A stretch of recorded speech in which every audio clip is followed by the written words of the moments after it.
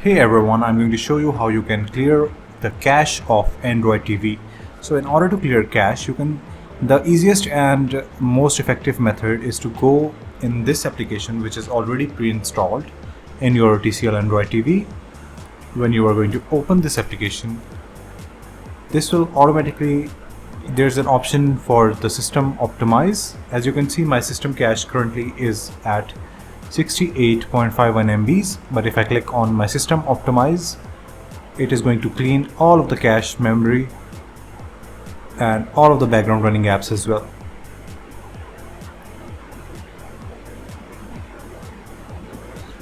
So this is how, so as you can see, it has cleared all of the cache and now my system cache is 0. So this is how you can clear all of the cache of your TCL Android TV. I hope it was helpful. Thank you so much for watching.